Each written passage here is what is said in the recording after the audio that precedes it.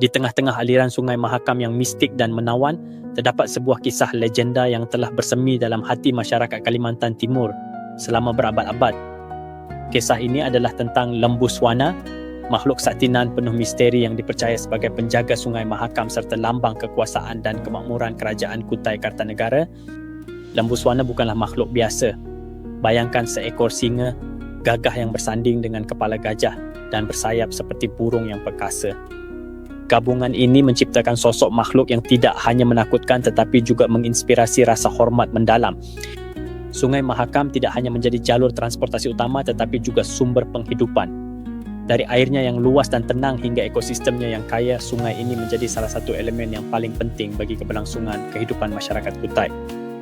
Namun, Lembu Swana bukan hanya simbol nyata bahawa sungai ini dilindungi oleh kekuatan sakti, tetapi juga cerminan dari hubungan mendalam antara manusia dengan alam dalam budaya lokal. Mengapa Lembu Swana begitu penting bagi masyarakat Kutai? Ini berakar dari kejayaan kerajaan Kutai Kartanegara. Dalam sejarahnya yang panjang, kerajaan ini pernah menjadi salah satu kerajaan terbesar dan terkaya di Nusantara. Lembu Swana dianggap sebagai simbol kerajaan tersebut, sering muncul dalam berbagai artefak seperti ukiran, patung atau bahkan cerita rakyat. Sebuah prasasti yang dikenal sebagai Prasasti Yupa yang ditulis pada abad keempat memberikan sedikit petunjuk tentang peran Lembu Swana dalam mitologi kerajaan Kutai. Makhluk ini dipercaya sebagai wahana Raja Mula Warman, salah satu pemimpin besar yang membawa kemakmuran bagi kerajaannya. Namun, mitos Lembu Swana tidak sepenuhnya terperangkap dalam catatan sejarah. Ia tetap hidup hingga hari ini melalui cerita-cerita rakyat yang diceritakan dari mulut ke mulut. Banyak orang di wilayah Sungai Mahakam percaya bahwa Lembu Swana masih tinggal di tempat-tempat tertentu di sungai itu, khususnya di pulau misterius bernama Pulau Kumala. Pulau ini sering disebut sebagai rumah spiritual bagi Lembu Swana.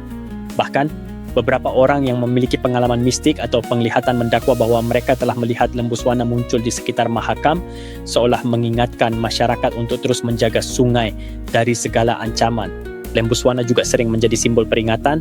Dalam budaya masyarakat setempat, ia mengingatkan bahwa alam harus dihormati, bukan dieksploitasi. Sungai Mahakam, seperti halnya banyak sungai besar lainnya, menghadapi tekanan dari pembangunan, pencemaran, dan perubahan ekosistem. Melalui kisah Lembu Swana, masyarakat mempertahankan penghormatan mereka terhadap Mahakam dan menjaga kelestarian lingkungan di sepanjang alirannya. Uniknya, mitos ini telah berkembang melampaui batas tradisional.